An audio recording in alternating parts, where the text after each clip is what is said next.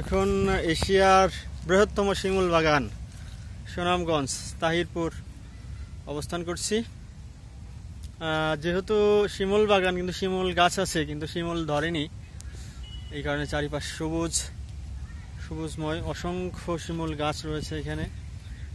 অনেক দর্শনার্থী এখানে আসেন দেখার জন্য, আমরাও এসেছি। ভালো লাগছে, প্রাকৃতিক পরিবেশ সুন্দর, কিন্তু শিমুল গাছ থাকলে খুবই ভালো লাগতো।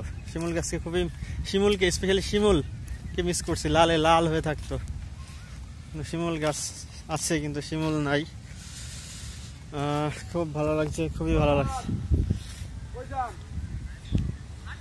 লাগাইয়া পিরিতির ডুরি আলগা থাকি কেমনে রে, আমার বন্ধু মহা জাদু জানে, জাদু জানে, জাদু জানে রে, আমার বন্ধু মহা জাদু জানে।